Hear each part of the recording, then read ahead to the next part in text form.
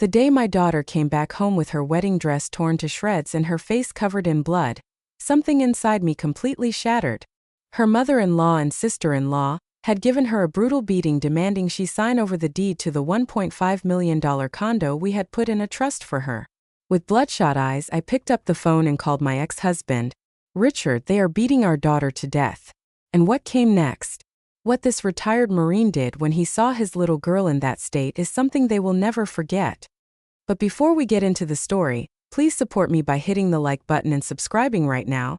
I also want to give a shout out to all of you tuning in. Leave your name, your city, and ideas for future stories in the comments down below. Thank you. At 3 a.m. violent, desperate pounding echoed against the front door, sounding as if someone were throwing their entire body against the wood. I was lying on the living room sofa.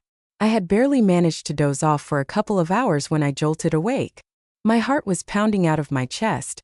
Who could it be at this hour and knocking with such terrifying desperation?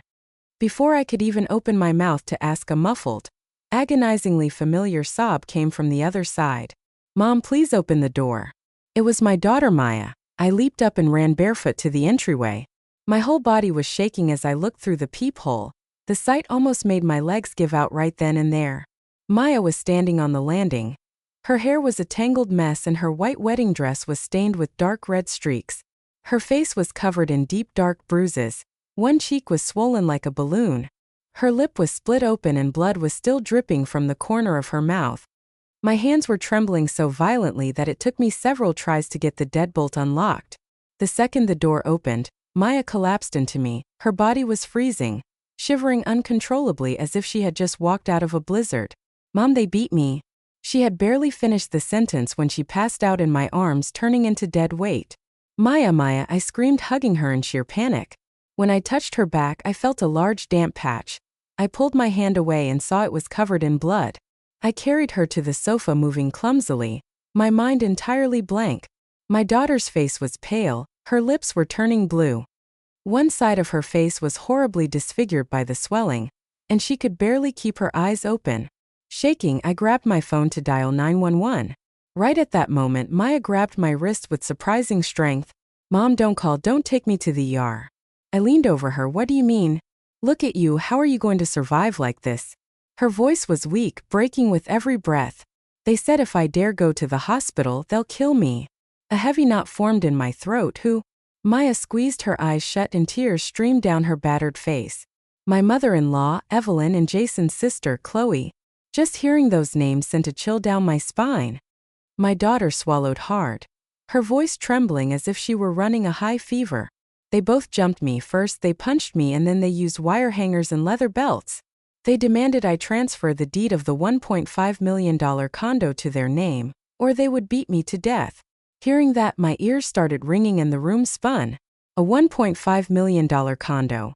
It was the property in Maya's name located in Back Bay, Boston. The only asset her father had left her after our divorce 10 years ago. That condo was my daughter's only financial safety net for her future. "How is this possible?" I asked, my voice choking as I gently wiped the blood from her face with a damp cloth. "Wasn't today supposed to be your wedding day?" Maya broke down, sobbing convulsively. "Mom, I was so wrong.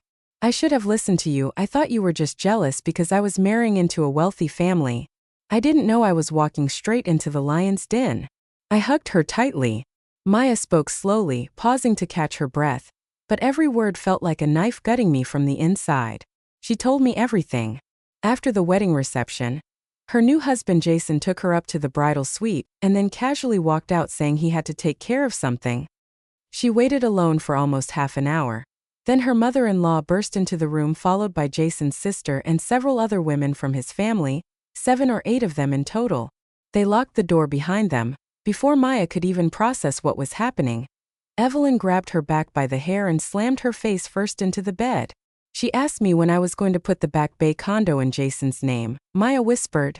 I told her it was a trust property from my parents, that I couldn't just transfer it. The second the words left my mouth, she slapped me. My daughter gasped, struggling to breathe. Then Chloe pinned my arms back while Evelyn kept hitting me. They punched me in the face and the stomach. When I fell to the floor, they started whipping me with wire hangers and belts. I felt as if someone were crushing my heart in a vice. Every time they hit me, the other women would count out loud and laugh. Maya continued, her voice reducing to a frail whisper. They said a daughter-in-law must never be disobedient, that they needed to teach me a lesson so I'd learn my place. I gritted my teeth so hard I tasted blood. And Jason? Where was your husband, Maya? She stayed quiet for a long time. Hot tears fell onto the back of my hand. He was standing right outside the door. That simple sentence was the deepest stab of all. I heard him yell to his mother, Mom, don't hit her in the face, it leaves marks and it'll look ugly. I couldn't hold back a stifled gasp. Dear God. Maya sobbed. After that, they stopped hitting my face. They used the hangers and belts on my back, my arms, my legs. Carefully, I pulled the throw blanket up to cover her properly. The back of her wedding dress was ripped open, exposing bruised, purpled skin with welt marks so severe I couldn't bear to look at them for more than a second. How did you manage to get away? Maya's breathing was shallow. One of the aunts said it would bring bad luck to the family if they killed someone on a wedding night, and only then did they stop. My daughter forced a bitter, broken smile. Evelyn warned me I had 3 days, just 3 days. If I didn't sign the deed over, she'd let Jason re-educate me himself. My fists clenched until my knuckles turned white. I was so terrified that I grabbed my torn dress, snuck down the back stairwell of the hotel and just ran. I couldn't go to the house we were supposed to move into. Maya buried her face in my chest, crying her heart out. Mom, I'm so scared. I held her with everything I had. In that moment, a flash of my own reflection from 10 years ago crossed my mind. I had been oppressed, too. I had chosen to endure it thinking things would get better. But the more I took, the more they backed me into a corner. I stroked my daughter's hair and said with absolute firmness, Maya, listen to me. We are not going to tolerate this. She flinched. But if I go to the police, they'll just say I fell. His family has high-powered lawyers. I looked her dead in the eyes. You are scared, I get it, but if you stay quiet, they will never stop. I stood up and grabbed a clean towel to gently dry her face. You are staying here tonight. Nobody is ever going to touch you again. Maya looked at me, her eyes clouded with confusion. What are you going to do, Mom? I took a deep breath. In my mind, there was only one person, the man who had once broken my heart, but also the only man on this earth capable of protecting our daughter right now. I picked up my phone to call her father. Maya's eyes went wide. Mom, Dad hasn't been in our lives for 10 years. I kept my composure. Yes, but you are still his daughter. I dialed his number. My hand was shaking slightly, but when the line started ringing, my voice was strangely calm. The other end picked up. Hello. A familiar gravelly voice echoed through the speaker. I spoke slowly, articulating every single syllable. Richard, they are beating your daughter to death. There was a dead silence on the line for several seconds. Text me the address, I'm on my way. The call ended, sharp, military, concise. I turned back to Maya. This is not going to end here. My daughter reached out and held my trembling hand, but there was a shift in her gaze. It was as if she had just grabbed hold of a lifeline. Friends, stories like the one I'm telling you happen every single day, but YouTube will only recommend them to you if you hit that red subscribe button, click subscribe, turn on the notification bell, and you'll never miss a story. Thank you. I walked back to the sofa and sat vigil beside my daughter the entire night. Outside, the frigid Boston wind howled against the window panes, but inside me a dormant fire had been ignited. This time I would not allow my daughter to repeat the cycle of suffering I had once walked. While waiting for Richard, I couldn't help but trace back how we ended up in this nightmare. 3 months ago, Maya introduced me to her fiancé. His name was Jason Preston. He was a tall, sharp-dressed man who drove a luxury SUV and walked into our home flashing a $1 million smile. Hello, ma'am, you look so young, you could pass for Maya's older sister.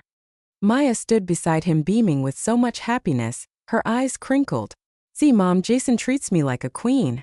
At the time, I offered a polite smile, but deep down a vague sense of unease settled in my stomach.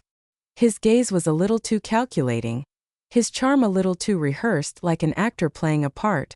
The second time Jason came over, he brought his mother Evelyn. She was a flashy woman draped in a thick gold necklace and heavy designer bracelets that clanked every time she moved. The second she walked in, she scanned our modest home with unapologetic invasive curiosity. I heard your ex-husband runs a very successful commercial construction firm and set up a massive trust property for your daughter. Is that true?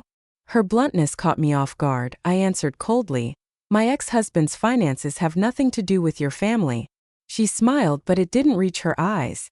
Oh, relax, honey, I'm just curious if my son is marrying your daughter.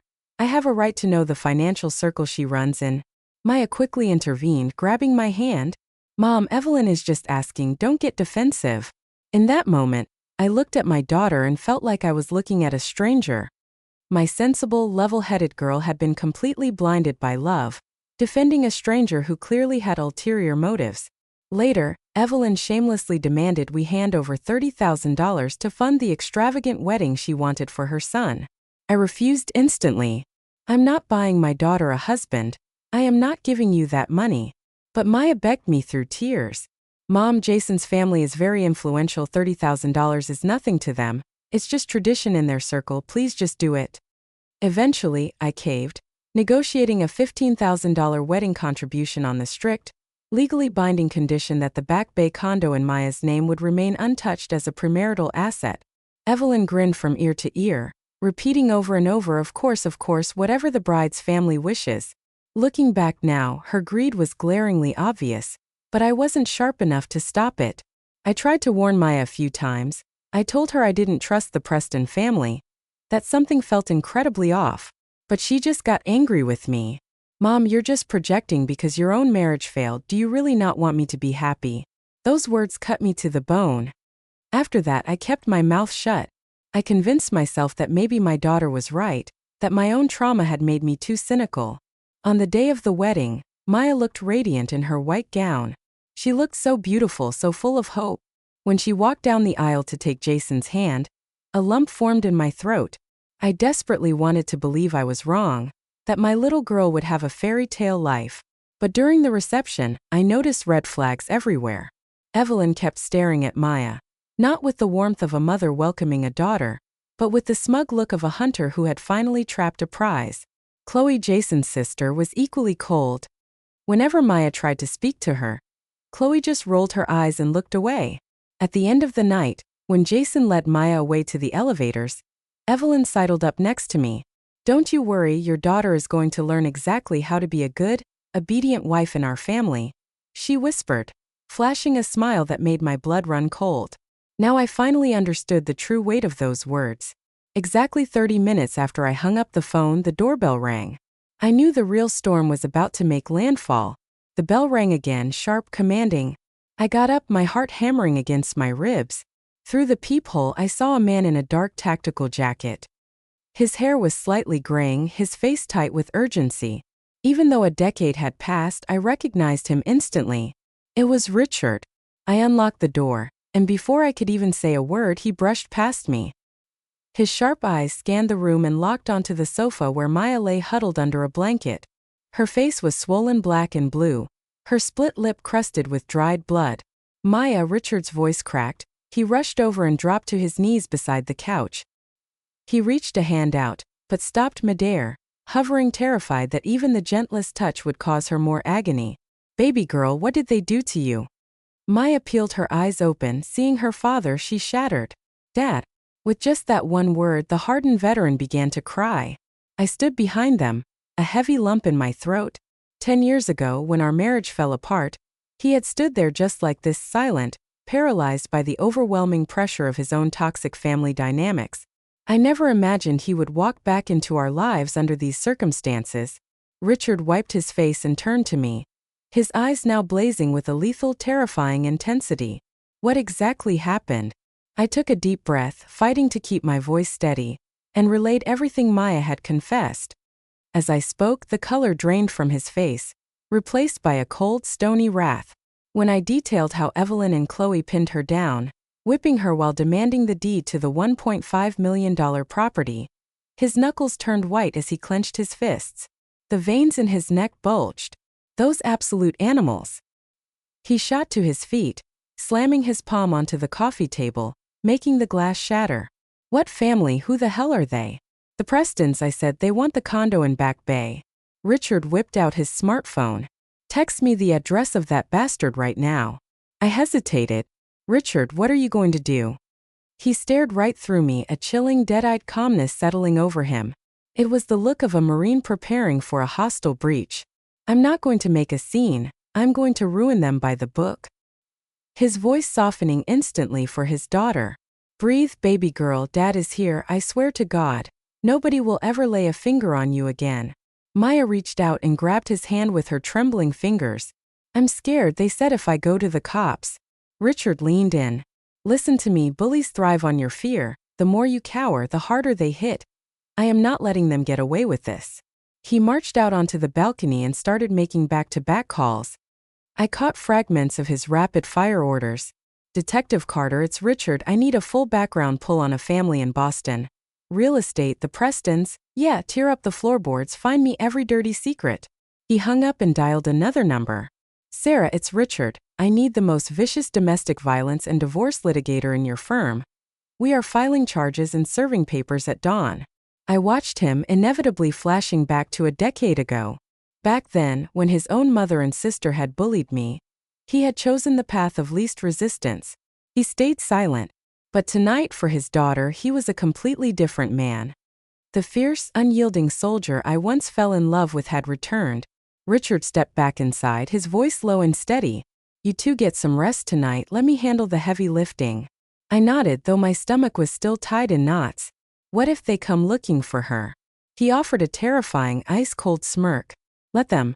That smile sent a shiver down my spine, but it also grounded me because it was the smile of a man who knew exactly how to neutralize a threat. Just before dawn, sheer exhaustion finally dragged Maya to sleep. I remained sitting beside her, unable to blink. My mind kept replaying Evelyn's smug, vicious face, the sound of the hangers, the violent threats. I knew this was far from over. Around 7 a.m., Richard's phone buzzed. He stepped into the corner of the kitchen to answer it, his eyes narrowed. I see, forward me the entire dossier. He hung up and looked at me. That entire family is drowning in debt. Their real estate firm defaulted on multiple commercial bank loans. They're weeks away from Chapter 11 bankruptcy. My blood ran cold. They didn't marry her for love, he said quietly. They married her to rob her. That realization made me nauseous. Just then, chaotic shouting erupted from the street below. I stepped out onto the balcony and looked down. Standing on the sidewalk was Evelyn, flanked by Jason, Chloe, and several other family members. Maya, you shameless brat. Get down here right now. Evelyn's shrill voice pierced the morning air, causing neighbors to peek through their blinds. Jason glanced up at the balcony.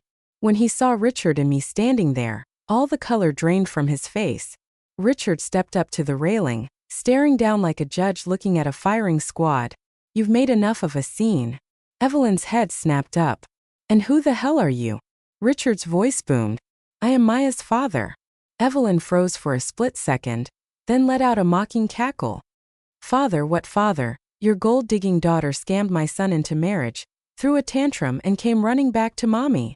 Richard didn't flinch. You and your daughter brutally assaulted my girl last night. And you have the audacity to stand on my street and preach about morals. Evelyn blanched, she tripped and fell. I was just teaching my new daughter-in-law some basic manners. Richard held up his phone. I have time-stamped photographs of welt marks from a leather belt. Do you want to discuss manners with the Boston Police Department? Jason took a step forward, looking nervous.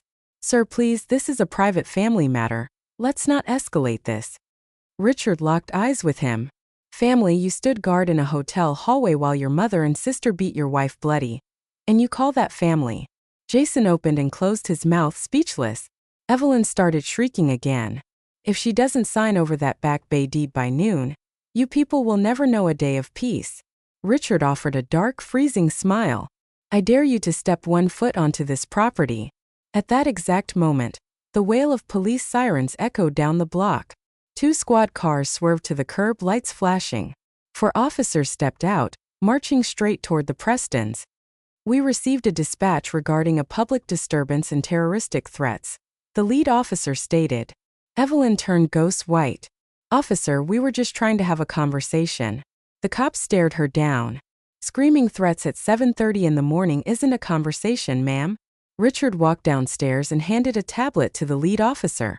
These are the forensic photos of the injuries my daughter sustained last night. Her wedding night. The entire atmosphere on the street shifted violently. Jason backed away, looking like he was about to vomit.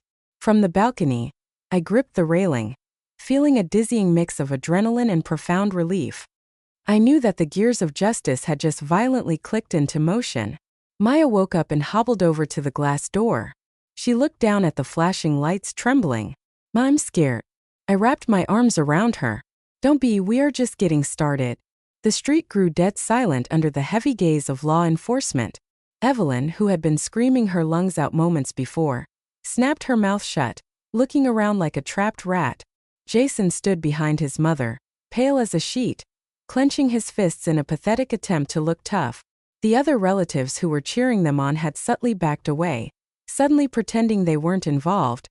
An officer looked up from the tablet and asked in a severe tone, "Where is the victim?" Richard turned and called up, "Maya, come down." I squeezed my daughter's hand. "You don't have to if you're not ready." She shook her head, took a deep breath, and we walked downstairs together. Richard nodded to the police. "My daughter has severe lacerations and contusions. We are heading to the ER for a full forensic report right after this. But I demand an official report be filed right here, right now, and I want an emergency order of protection." The officer nodded. "Understood, sir. We'll need statements from everyone." They pulled out notepads, took preliminary photos of Maya's bruised face, and documented every detail. I stood beside her, my heart still racing, but the crippling panic was gone. I could see the power dynamic flipping in real time.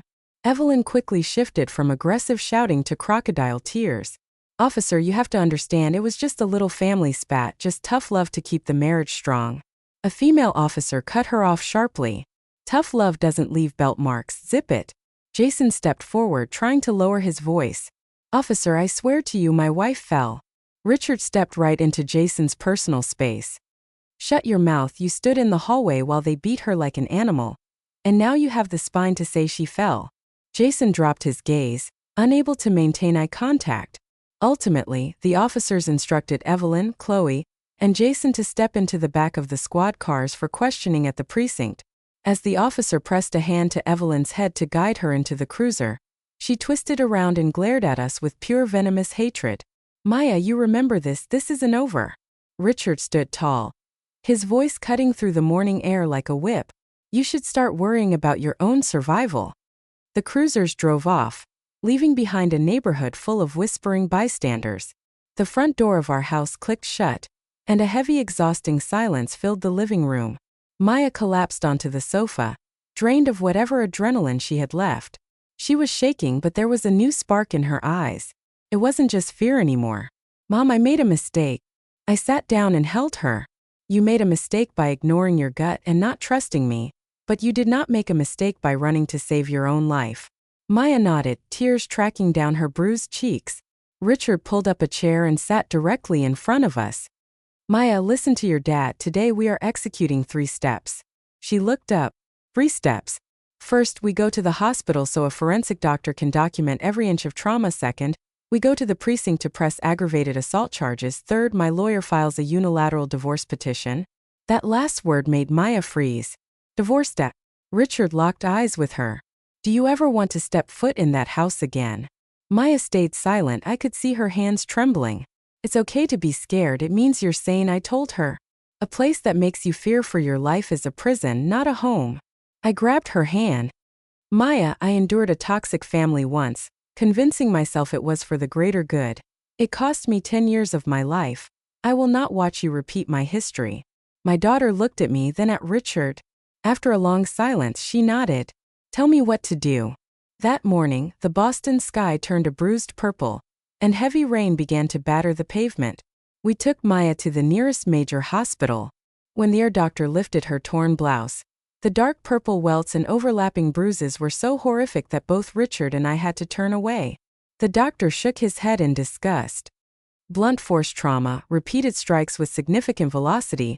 This is textbook severe domestic battery." Richard signed the medical release forms, his jaw clenched tight. From there, we drove straight to the police precinct. Maya sat in an interrogation room and laid out everything. Every strike, every threat, the demand for the deed. Every time her voice faltered, I squeezed her hand under the table. When she finally signed the official police statement, she stared at the paper for a long time. "Mom, I guess I'm not Jason's wife anymore, am I?" I brushed a stray hair out of her eyes. You are exactly who you've always been, you just managed to escape a trap. At noon, we met with Sarah Vance at the courthouse to officially file the divorce papers. Jason wasn't there, but his sleazy defense lawyer had immediately sent over a request for private mediation. Richard read the email and scoffed. Mediation after a gang assault? Do they think the law is a joke?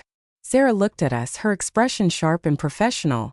Opposing counsel is indicating a desire to settle quietly. There is no settlement, Richard barked. Absolute divorce. My daughter's trust property remains fully intact. Furthermore, we are slapping them with a civil suit for intentional infliction of emotional distress and punitive damages. I looked at Maya. She took a deep, steadying breath and said clearly, I agree with my dad. That afternoon, my cell phone didn't stop ringing. Countless unknown numbers. I finally answered one, and Evelyn's raspy, threatening voice poured through the speaker. You think you're so smart, huh? You actually called the cops. I kept my voice deadpan. You should only be communicating through your defense attorney. And don't think for a second that just because my ex-husband is bankrolling this, you're getting away with anything. I hung up. My hand was shaking, but a profound, bizarre sense of relief washed over me. I knew the road ahead was going to be ugly, but we had crossed the point of no return. That night, I sat on the edge of Maya's bed. She whispered into the dark, Mom, if I had just listened to you that day. I shook my head. There are no what-ifs anymore, all that matters is that your eyes are wide open now. Outside, the rain continued to fall, but inside our small home, for the first time in days, there was a fragile sense of peace. I knew the Preston family wouldn't go down without a dirty fight, and the real war was yet to come. Maya slept in frantic bursts that night, waking up constantly with her sheets soaked in cold sweat, panicking. I sat in a chair next to her bed, resting my hand on her shoulder, so she knew she wasn't alone. Breathe, Mom is right here, I'd whisper, but I knew the truth. Flesh heals, but the trauma etched into the mind takes a lifetime to fade. Near midnight, my phone buzzed again, another unknown number. I hesitated, then answered. Yes, a smooth, calculated male voice spoke. Am I speaking with Maya's mother? You are. I am the attorney representing the Preston family. I let out a dry, bitter laugh. It's midnight, what exactly does opposing counsel want at this hour? My clients wish to speak privately. We can offer a very generous arrangement to prevent this from turning into a public spectacle. I glanced at my daughter tossing in her sleep. We have absolutely nothing to discuss privately. We'll see you in criminal court. The lawyer's tone shifted, becoming icy. I strongly advise you to reconsider. If this hits the media, Maya's reputation will be dragged through the mud. I gripped the phone tighter. My daughter's reputation was dragged through the mud the second your clients beat her on her wedding night. Do not ever use the word reputation to threaten me again. I hung up without waiting for his reply. Less than 5 minutes later, the phone rang again. It was Jason's number. Against my better judgment, I answered. Ma'am, his voice was hoarse and pathetic. Can you please just let me talk to Maya? I just want to apologize. I inhaled sharply. You lost the right to speak to her. I know I messed up, but my mom. I cut him off. You didn't mess up because of your mother. You failed because you stood in a hallway and did nothing while a pack of wild dogs attacked your wife. Dead silence on the other end. Maya will never speak to you again. Call your lawyer. I hung up and powered the phone off. My hands were shaking again, but this time it was pure, unadulterated rage. First thing the next morning, Richard walked in, holding a thick stack of printed pages. He tossed them onto the kitchen island, his face a thundercloud. Their PR machine is working overtime. Opposing counsel is planting blind items and rumors online. What kind of rumors? I asked. That Maya walked out on the wedding night over a petty argument about a prenup, that it was a mutual fight, and that the Prestons never laid a hand on her. I scoffed. They have zero shame. Richard nodded grimly. It gets worse, they're heavily implying she's a con artist who married Jason for the lifestyle, and when she didn't get access to his bank accounts, she fabricated an assault to extort them. Maya, who had been standing quietly in the hallway, heard everything. All the color washed from her face. Dad, they're really saying that about me. Richard softened his gaze as he looked at her. Don't let it get in your head, the truth doesn't need to yell. But I knew his platitudes weren't enough. The court of public opinion is a bloodthirsty arena. It can destroy a victim before the judge ever bangs a gavel. If you want to know how this intense story ends and discover many more like it, hit that red subscribe button. It's completely free and helps the channel out tremendously. Thank you. By noon, the neighborhood gossip mill was spinning out of control.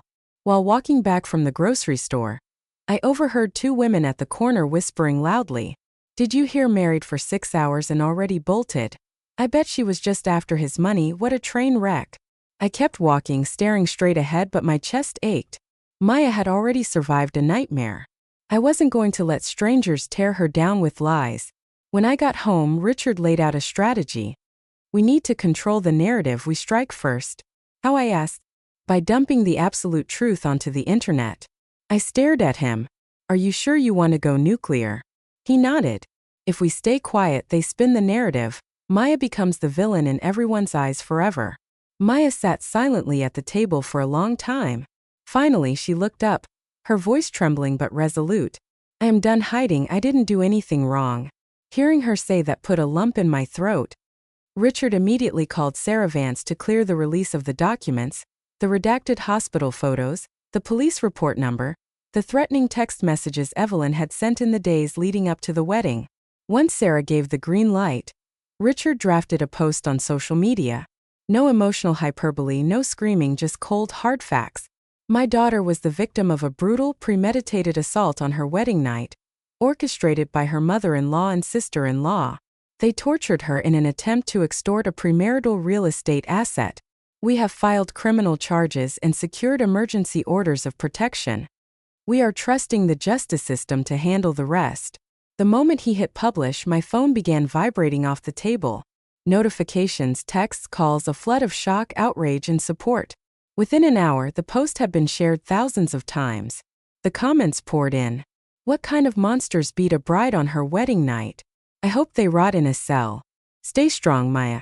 Reading them, tears blurred my vision. Not out of pain, but because for the first time I felt like my daughter had an army behind her. But later that evening, a burner account sent me a direct message. "Don't think a viral post is going to save you. This isn't over." My blood turned to ice. Richard read over my shoulder, his jaw tightening. "They're getting desperate. Desperate people make sloppy mistakes." He put a heavy hand on my shoulder. "Don't blink, we hold the line." Maya stepped up beside us, taking both of our hands. "I'm not scared of the dark anymore. If they want a war, let's give it to them."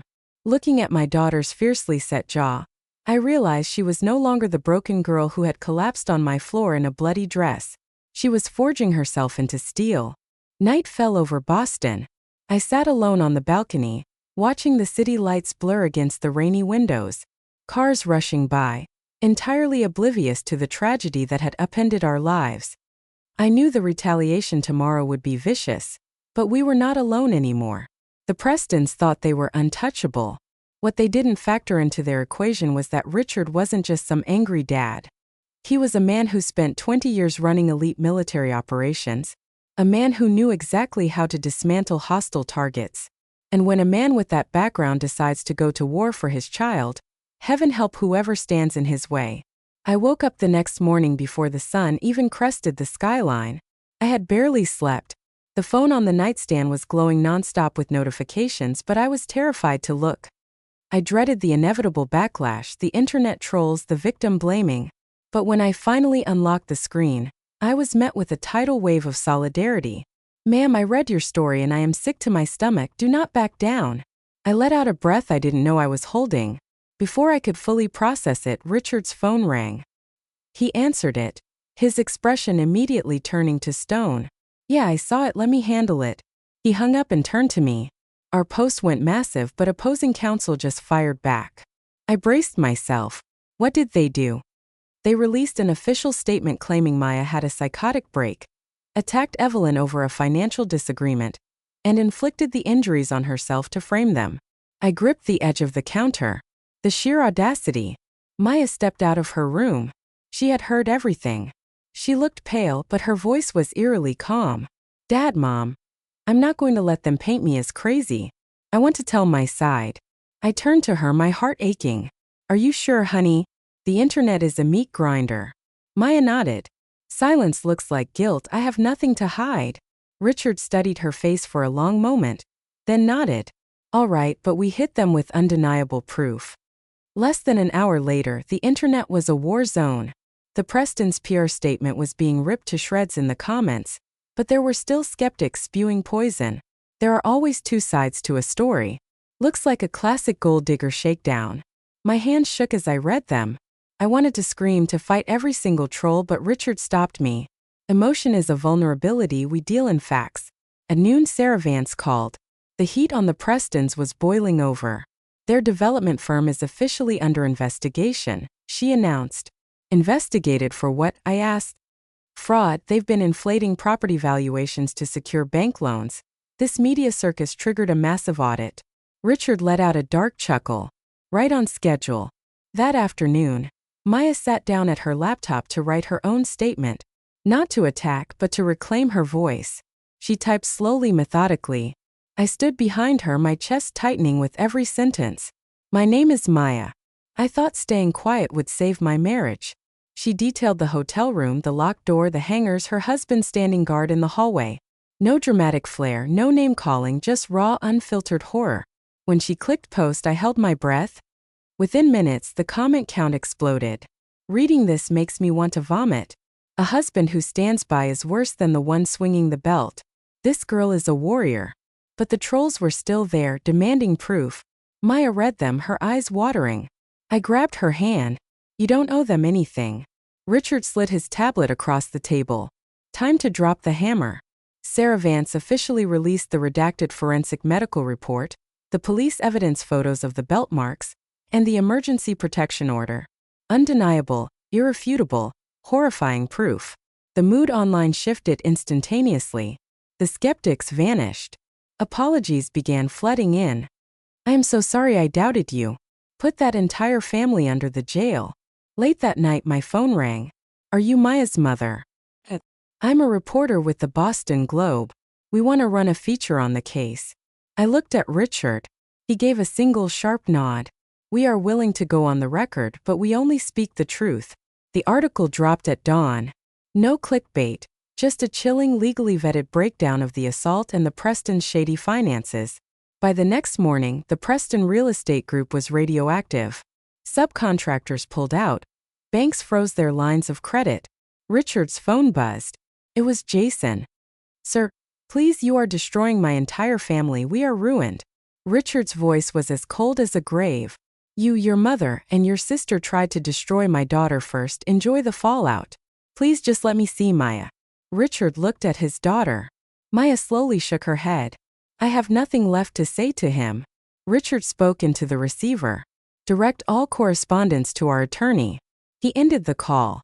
Maya slumped back in her chair, staring blankly at the wall. Mom, I never thought it would go this far. I wrapped my arms around her.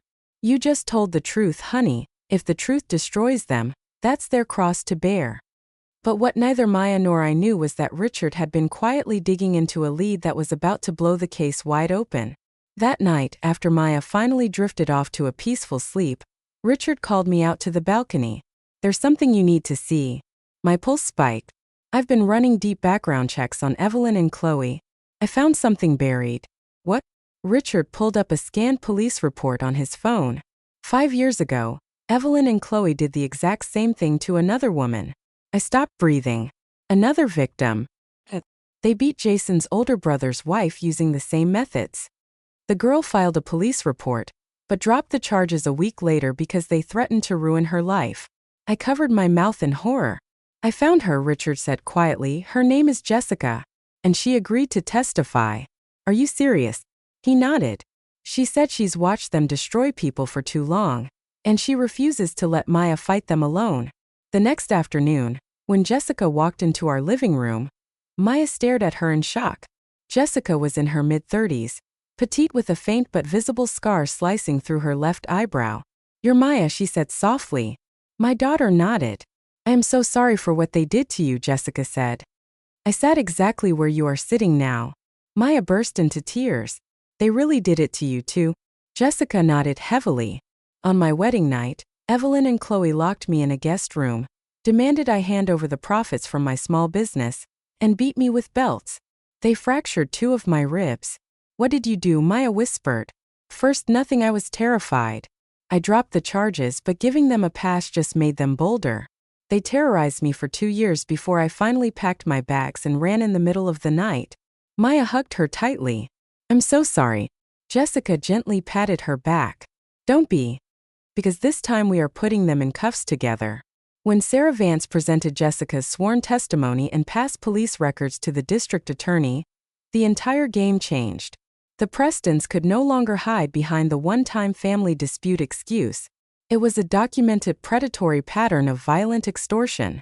The DA upgraded the charges to aggravated felony assault. That evening, when Sarah called to confirm that a judge had signed strict, no-contact criminal restraining orders against Evelyn and Chloe, Maya finally exhaled. Mom, is it really almost over? I held her face in my hands. Yes, baby, it's almost over. But the final nail in the coffin came 24 hours later. Detective Carter called Richard with a massive update. Richard, we ran Evelyn's prints through the federal database. She has an active felony warrant out of Miami, Florida. Richard went rigid. For what? Wire fraud and grand larceny. She scammed half a dozen elderly couples out of their pensions 10 years ago, fled the state and changed her last name. The warrant is still hot. The following morning, when a SWAT unit kicked in the door of Evelyn's suburban McMansion, she was sitting at her dining table. She screamed, she cried, she begged, but the officers were merciless. When the steel cuffs clicked shut around her wrists, Maya was standing by her living room window watching the live newsfeed on her phone. She didn't smile, she didn't cheer, she just whispered, "It's done." And I knew my daughter was finally truly free. 3 months later, the divorce was finalized. The judge ruled with extreme prejudice. Maya's Back Bay condo remained untouched and Jason was ordered to pay $200,000 in punitive civil damages. Evelyn was sentenced to 3 years in a federal penitentiary for the Miami fraud, plus consecutive time for the aggravated assault on Maya. Chloe pleaded out to 2 years of strict felony probation. Jason avoided jail time, but he lost everything. The Preston firm was liquidated in bankruptcy court. His name was radioactive. One random Tuesday he called my cell. "Ma'am, I just want her to know I'm sorry, I really am." I didn't say a single word. I just hung up the phone. Slowly Maya started piecing her life back together. She enrolled in a graphic design boot camp. She moved into a beautiful secure apartment just a few blocks from me. The light started returning to her eyes. One afternoon while we were getting coffee, she smiled nervously. "Mom, I met someone." I looked at her surprised but hopeful. "Really?" "Yeah, he's in my design cohort, he's quiet, patient, and when I finally told him about my past, he didn't judge me, he just held my hand and told me I was the bravest person he'd ever met." I smiled, feeling a profound warmth in my chest. "Are you scared?" I asked. "Terrified," she admitted, "but I'm also really hopeful." I squeezed her hand. "That's all you need to be." Richard remained a fixture in our lives. We didn't romantically reconcile, but we became an unbreakable team. We were two parents fiercely dedicated to the daughter we almost lost. One night, standing on my balcony, he looked out at the city. "10 years ago I didn't have the spine to protect you," he said quietly, "but I swore to God I wouldn't fail our little girl." I looked at him. "You went to war for her, that's all that matters." He offered a sad smile. "I just wish I had been that man sooner." A year later, Maya graduated from her design program. She landed a stellar job at a top-tier creative agency in the city. On the day of her graduation, she stood in the courtyard holding her diploma, absolutely glowing. "Mom, Dad, thank you for everything." Richard and I shared a look, and we both knew every single sleepless night, every tear, every battle had been worth it. Because in the end, this wasn't just a story about revenge or courtroom justice. It was a story about a mother who refused to let her daughter become a statistic. It was about a father who found the courage to redeem his past failures. And it was about a young woman who learned the hardest lesson of all. Being strong doesn't mean you aren't terrified. It means you look your nightmare in the eye and you keep walking forward anyway. Today, when I look at Maya, I don't see a victim. I see a complete, unbreakable woman. A woman who carries scars, yes, but who also carries profound wisdom. And if I could give one piece of advice to anyone listening to this story, it would be this: never let fear force you into silence. Never let anyone convince you that you aren't worth fighting for. And never ever let someone strip away your dignity. Because true strength isn't found in the fists that strike you. It's found in the heart that finds the courage to stand back up. If you resonated with this story, hit the subscribe button and let me know in the comments which part impacted you the most. Did the husband deserve any forgiveness? Tell me yes or no down below. I'll be back tomorrow with more stories. See you then. This narrative is intended solely to inspire reflection on family dynamics, the importance of emotional honesty, forgiveness, and the value of time. It should not be interpreted as medical, psychological, or professional advice. If you are facing severe domestic conflicts, emotional distress, or abuse, please seek support from qualified professionals, law enforcement, or local domestic violence hotlines. This content is suitable for all audiences and complies with YouTube's family-friendly content guidelines. Disclaimer: this video is created for the sole purpose of entertainment. All situations, characters, and stories in this video are fictional and are built entirely using artificial intelligence technology. We hope you have a relaxing time.